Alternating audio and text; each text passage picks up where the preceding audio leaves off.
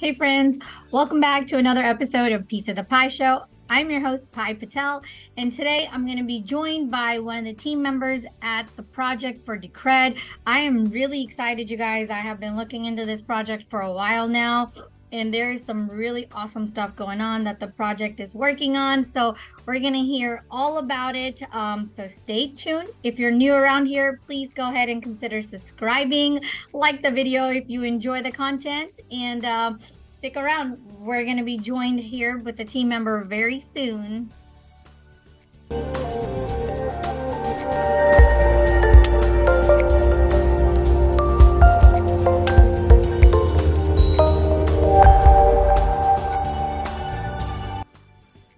All right, everyone. So I have with me Jake here. How are you, Jake? I'm doing well. Yourself? Doing wonderful. Thank you so much for being here today. We really appreciate it. So Yeah, today, oh, go ahead. it's nice to be here. It's a nice afternoon. I'm having a good day so far. So let's kick it off. Okay. Well, do you want to get us started by telling us a little bit about the project and what you do there? Sure thing. So the project in question here is Decred. It's a cryptocurrency that we put into production in February of 2016. So we've been around a while, like almost 7 years. We started working on it basically in spring of 2014. So I mean, that's far enough ago that most people who are in the crypto space now were like, "Wow, that's a long time ago."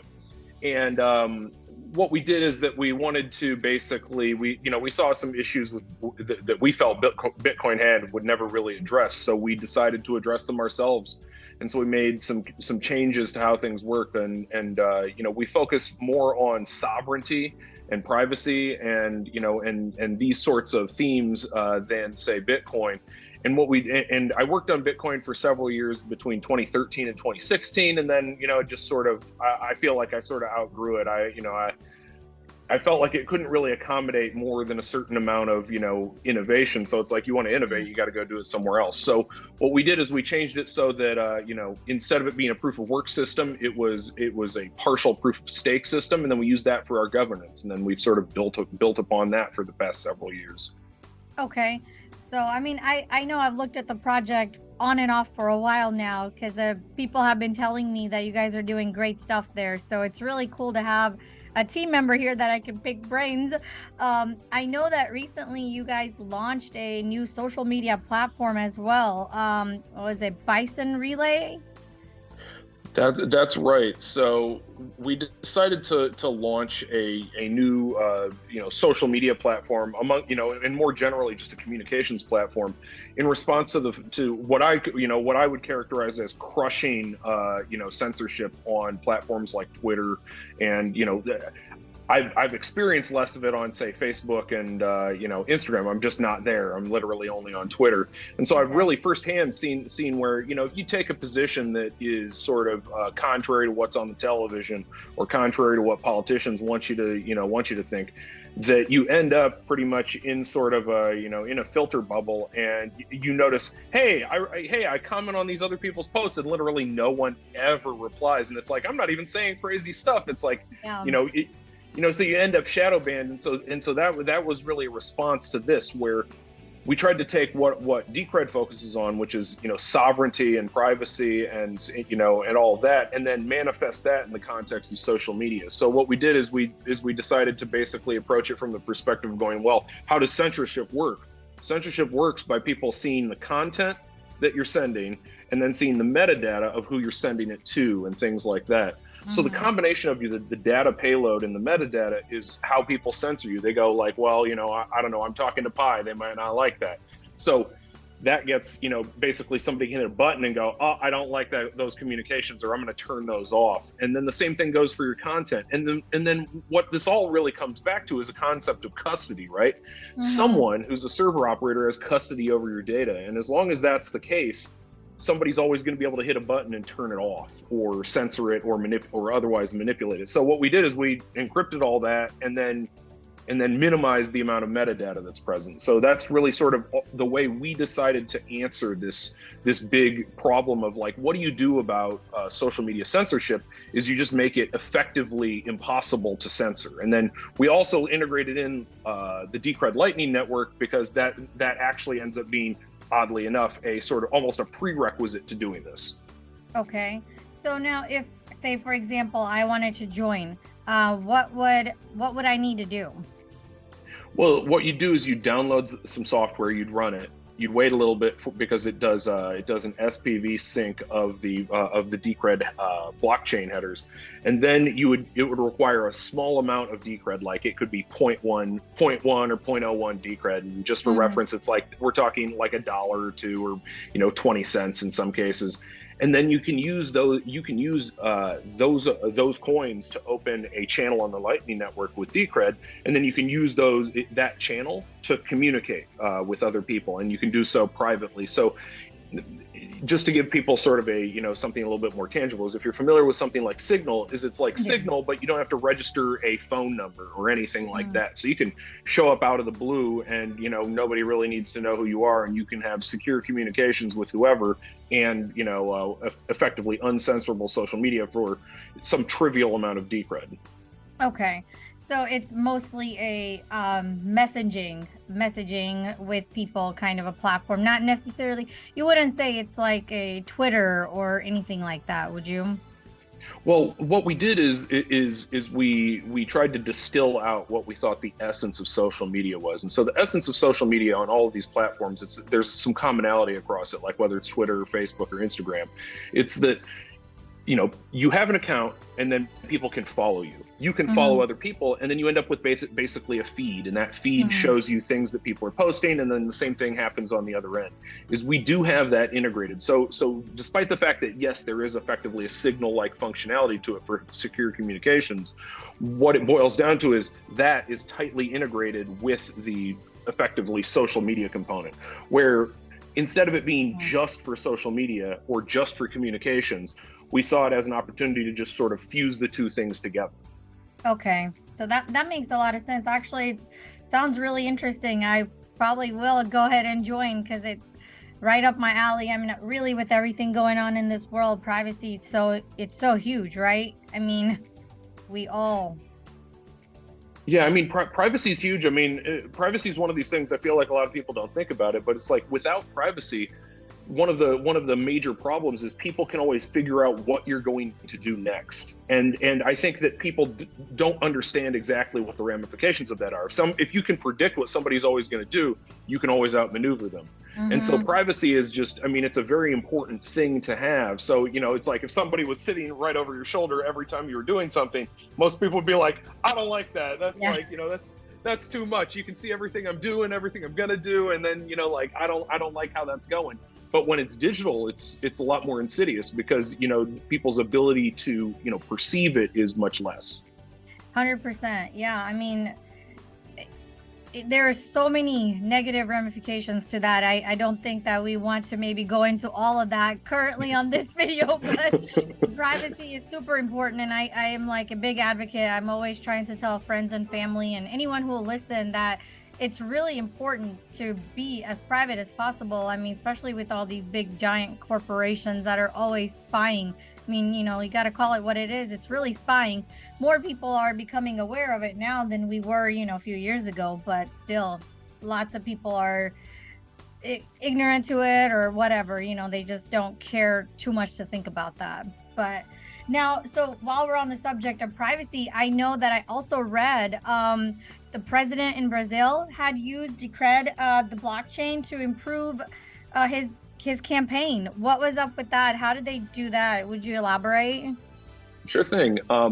So we have a pretty strong Decred community in Brazil. We have several of our developers are from Brazil. They've been with the project for several years now, some of them since launch. And as a result of that, we have more traction in Brazil than we almost do in the United States. And the sort of thing we ended up seeing there was a notary there several years ago who started using Decred and other blockchains as a means to timestamp signed documents, like digitally signed documents. And then that became kind of popular to the point where it caused a stir within the, the notary community there. That is, the notary community was literally trying to ban this guy from doing these digital notarizations because it was like, threatening their, their little market. Yeah. And that then sort of rolled into two things that happened in the past 2 years. In the 2020 municipal election cycle in Brazil, several I want to say mayoral candidates for major cities in Brazil used Decred to testify, to publicly ratify and make transparent donations that they had received. Apparently, that it's enough of it's a dark enough market that doing that was perceived as something that would add value, and so that was used for time stamping 2 years ago, and then more recently in the 2022 election cycle for the presidential campaign. One of the Lula and Haddad had issues with people claiming that their campaign policies would be X when they really were Y. And so this created a crisis of confidence and sort of an inability to figure out, well, who's claiming what and what was said when by who, and our timestamping program allows people to testify to data at a certain time, and then others to verify that it was testified to at that certain time, typically by a particular party. So in that sense, it was used to help basically, in a way, make their presidential campaign more sovereign over their published policy documents. I mean, I can see how that would be beneficial even here if our elections would take into account something like that. Do you think that's something that would? Yeah, I mean, I think that pretty much, politics everywhere could benefit from more accountability and sovereignty, right? Like whether it's accountability on part of politicians or it's sovereignty on part of people who are voting. I mean, the beating heart of Decred, I mentioned it earlier, is that we have sort of a proof of stake system, and that's really the beating heart of Decred is the voting system we have, and it's a secure voting system. You literally can't fake the votes. The votes cost coins. The coins, there's only so many of them that exist. So this process of voting is expensive and unfakeable. And I mean, is it really so difficult to imagine that a similar system would be put in place for nation state voting? I wouldn't think so, because I mean, in my opinion, this could have been done 30 years ago, but for various reasons it hasn't been. It does make you wonder why. Yeah. And so systems like this really, I think, could really enhance voting systems throughout the nation state, or throughout various nation states. Yeah, I mean, 100%. It really does make you wonder, like you said, why we are not using things like this, really blockchain and in general, to secure our voting system a little bit better.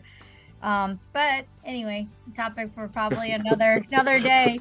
I also noticed that you guys had recently released a DEX. Is that a peer-to-peer DEX that I was reading about?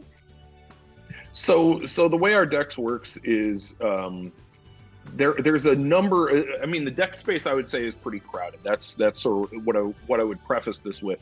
But I feel like basically the DEX space historically has broken down into a few categories. It's either that you have a standalone DEX and there's an associated coin, which in my opinion is just rent seeking. I know that people who run these projects don't like to hear that, but if you're swapping, if it's non-custodial exchange between two parties, there's no need for a coin. We literally demonstrated that with our DEX. So we released our DEX because everywhere else was like, hey, buy our coin so you can do these swaps. And we're like, you can just do these atomic swaps between chain A and chain B. You don't need a chain C. There's no reason for it. And so we made that piece of software. And so that was released in November of 2022. And we've been running it in production for over 2 years now. And, it's rock solid. It does everything it needs to. The other thing is that, I mean, I feel like a lot of exchanges, there's a lot of front running that goes on. So for example, if I'm a whale and I'm on, Tight or a whale or a major trading corporation, and I'm on good terms with an exchange, I get extremely beneficial access to that exchange. Super low latency data feeds, super low latency execution. I can run my bot in a data center right next to the machine that's running the exchange, and that creates in my view, really crappy incentives, because it allows people to be, fleeced and ripped off as a function of the trading process.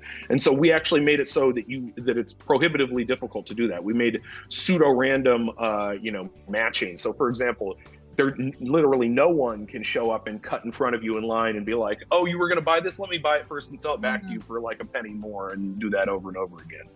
And then, the other problem is really what it comes down to is listing fees. This is something that I don't know how much people talk about it, but the cost of getting listed, the listing fees for major cryptocurrency exchanges can be comically high, I think would be the best way to describe it, where they want hundreds of thousands or millions of dollars. And it's like, guys, I run a dev team. I know what this costs. You telling me it's costing you $1 million or $500,000 is complete, well, nonsense, I think would be the polite way to put it. So it was, we built it to sort of get around what we saw as a number of problems. Not to mention, we had actually experienced a few, in my opinion, completely unjustified delistings at a number of exchanges, on the basis of claiming that Decred was a security or something like that. So we've been in this situation where it was difficult to get, new listings. So it's sort of like, well, how are we going to get new listings? Oh, we can't. And then some of our existing ones were like, oh, well, we're going to delist you because of some made up reason. And so that was what really drove us to create the DEX. And it's been, it's been ticking along. And I feel like something that's common in the context of exchanges is people always talk about volume. But as we've seen with, say, FTX and SBF and Alameda Research, is volume is basically, I mean, you can literally have one trader match with themselves all day, and it's like, oh, look at all that volume, and it's like, that's meaningless.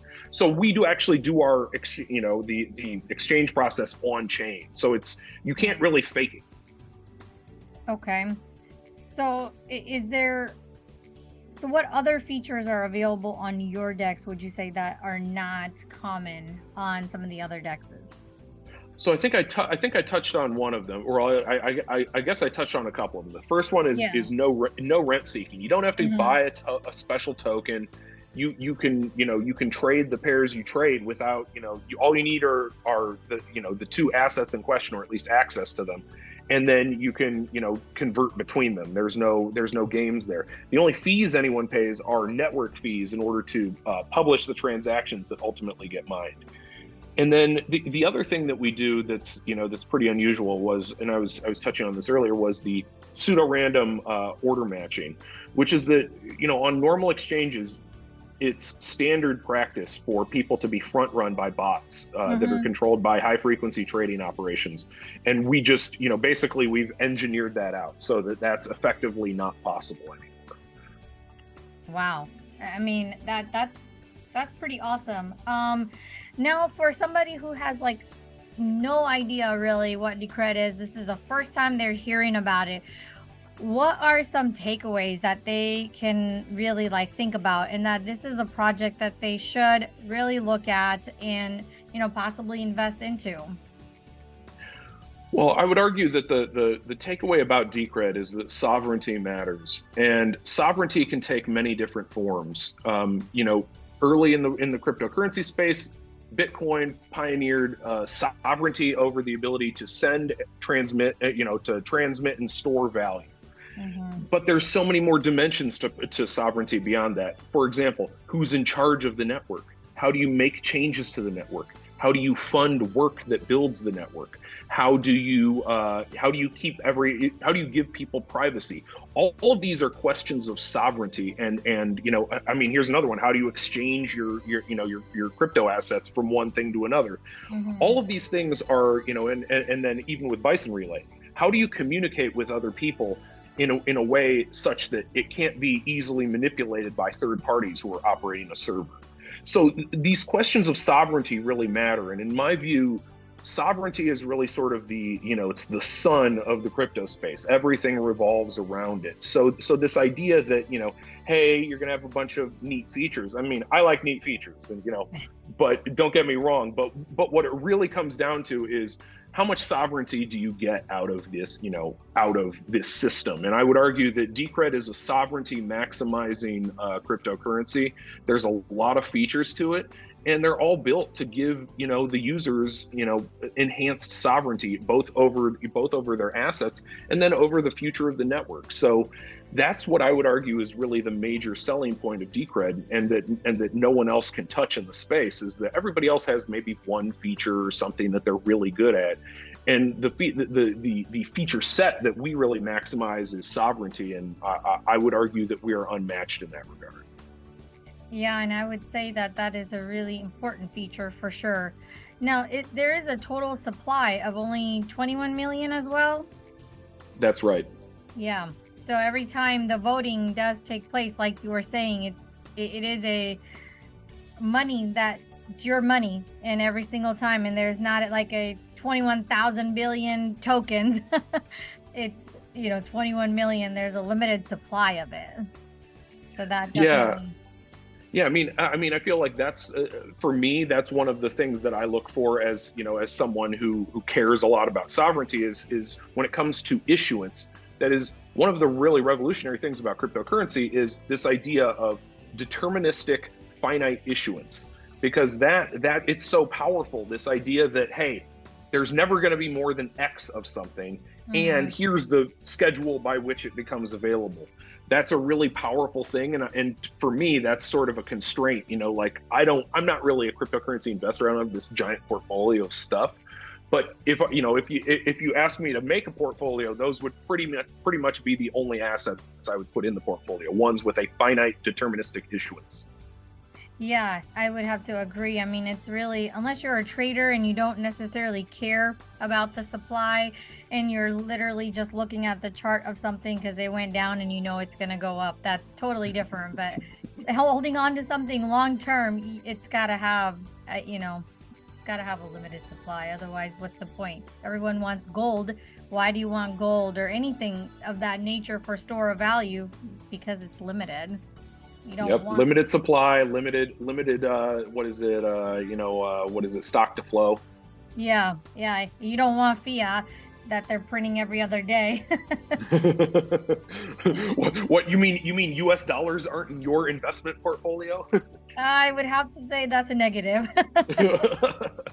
I tried to only have my bank account just so I can pay my bills. That's literally only money that stays in that bank account. Otherwise, exactly. No. It's such a, I mean, it's sad because, I still hear my parents and stuff, even though I've been in crypto since 2017, and they're like, you need to be saving your money. I don't understand. Why do you put it into Bitcoin? Isn't that Bitcoin down now so much? You lost all your money. I'm like, let me sit down with you and explain to you what's going on with inflation. Do you know how much of your money that you're losing as is sitting in your bank account that you refuse to do anything with? But, I'm still their baby. They can't really take any financial advice from me, which I'm not a financial advisor, but still. Well, I feel like the problem you just described, it's totally generic, and it's very much generational in the sense that, I've experienced it talking to older people about cryptocurrencies as well, which is people are so conditioned, particularly people who are maybe, I don't know, I'm like 40, and people who are 20 years older than me are so conditioned to this idea of there's a person behind a desk and they have your money, that anything outside of that is like, whoa, hey, what's going on here? Oh, that sounds like a scam. And it's like, yep. No, hey, in other contexts, I might think the same, but it's like, after seeing how bad it's gotten and, how hot inflation's running, it's like, fiat currency is like, it's just like, ding after ding after ding. It's like, I can't believe that people still are on that train.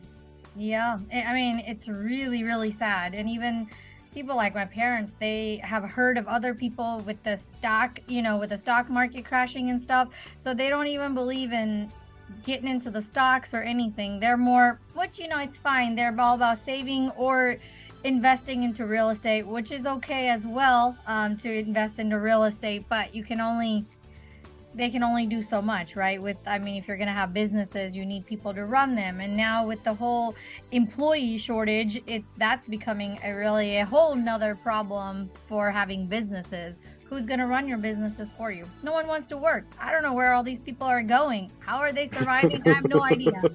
But they're I've not been, working. I've been wondering the same thing myself, where it's like, there are jobs and they pay decent. It's like, hey, get off your cell phone and go get a job or something. I mean, hey, I've worked some really crappy jobs in my day. I was a janitor over a summer in high school, and I feel like that, things like that teach you the value of money. You're like, man, I gotta hustle harder, and yeah, just people not working. I don't get it. I don't get it either. I'm like, you can't all be like famous on TikTok. You all like literally can't be making money online. I don't get it. Government doesn't pay you that much money to survive, like not for a family. I don't think so. Unless Yeah, you're the economy has really gone sideways, and my hope is that in the longer term, say governments will figure out the deal and go, hey, maybe in a currency we can inflate constantly isn't a good thing, because it creates really crappy incentives for everybody. I know, but sadly, only thing they're looking at is CBDCs, and they're just equally the same. I mean, worse. Really, they're much worse for people than even fiat is, because they can be controlled so much easier. Well, you mean money that can be arbitrarily turned off by a central planning committee, just like social media? Oh, yeah. Yeah, that's not Can't scary see the at problem all. with that. Yeah, that's not scary at all. It's like, oh, you don't like the idea of me voting for this person instead of this person, or you don't like me, taking this jab or that jab. Oh, sorry. We think you've gone on this trip too many times. We're not going to give you any gas. You used up too much carbon for this month. Sorry, no gas for you. Like, Yeah, exactly. it's scary. Yeah, what is it? Your card? Sorry, sir, your card has been declined because of your political beliefs. Yeah, right? Can you imagine? We're living in some scary times, and if people don't wake up, that's the thing that really makes me more passionate to start making more videos again, because I'm like, oh my gosh, everyone cannot just be sleeping through this. Like, and I'm certainly not going to be sleeping through this. Whatever voice I have, I'm like, I'm going to be speaking out against these things, because people have to realize what's coming, and we have to try to do something to stop it, at least educating people so they don't just embrace it with open arms. I think something that's on the positive side of this is that the digital yuan in China has been going very poorly for the Chinese government, and I take that as a very positive sign, because if there was anywhere you'd go, like, well, how's it going to go? How's CBDC going to go? It's not going very well for the Chinese, and I think that when you look at societally, they have a very much more centrally planned society than, say, the United States. And if it's going poorly for them, I think it's going to go much worse anywhere else. So that's all. Hey, that's on the positive side. Hey, we'll get some rioting in the streets. People will be upset. Maybe there won't be a whole lot of food. But I think people won't just sleepwalk into CBDCs. At least that's my hope. I would like to hope that as well. I really do, because that would be a terrible, terrible implementation of blockchain. It's one of the worst things that it could be used for more control. Yeah, as if governments don't already exert enough control over the daily lives of average people. Exactly. I mean, that's definitely something I could blabber on for a really long time, because I'm really passionate about that, and that's another big reason why I am really passionate about Decred. And after speaking with you, it makes me even more like, okay, yeah, this is a great team, and what you're doing is a really good cause, and having that sovereignty is so important. Well, I feel like, sovereignty aligns incentives. Sovereignty makes people make better decisions. When you're sovereign over yourself and over your assets and over your decisions, you make better decisions. And I think that this is also the thing is, the fiat world is about not making people sovereign. It's about, you put your money with somebody and then it's an entry in their database. And if they don't like you, they can turn off the entry, or they can tell you, get out of our bank. And it's just not, I don't think it's any way to build a society. If something's illegal, legislate it, make it illegal, and arrest people. Otherwise, like, you shouldn't be, you shouldn't be basically giving people a hard time. And I feel like sovereignty is really, in my view, the key to making a better human society. I would 100% agree with you on that. I think most people would agree with you on that. Would sit and think about that for a little bit. Yeah, everybody wants to be sovereign. Everybody wants to be in control. And so I would argue, hey, let people be in control as long as it's not something super crazy. Like, if sovereignty to you means going and beating your neighbor to death, okay, maybe that's that's not the kind of sovereignty we had in mind. Yeah. But, things like, hey, I want to hold assets and not have people steal them. And, I want to have an opinion and not have somebody censor me. It's like these things are all about sovereignty. Mm-hmm. Yes, and I'm so thankful that you came on today and that we got to chat. This has been really beneficial, and you helped me even feel more encouraged to speak more about sovereignty and just in general about blockchain, because it is crucial. It's one of the things that we're going to need to build a better world, really. Exactly. And I mean, I feel like the world will be a better place when there's more sovereign individuals in it. Yes, educated, sovereign individuals, 100%. Well, thank you so much for coming on today. I really appreciate it. Is there any other anything else that we haven't talked about that you want to bring up before we let you get back to your day? Nah, but if anybody wants to chat, we're always available on chat.decred.org. And remember, the revolution will not be centralized. 100%. And you guys, I will go ahead and drop all those links as well in the comments down below. So don't worry, the website and what you just gave, chat. And do you have a Telegram as well? I think we do, but I'm not on Telegram. No problem. Whatever links that I get from their team, we'll drop them in the comments down below. Thank you again so much, Jake, for being on. I really appreciate it. You have an awesome rest of your day. Thanks, Pi. Thanks for having me on. Thank you. Bye-bye. You guys, wow, right? Like, wow.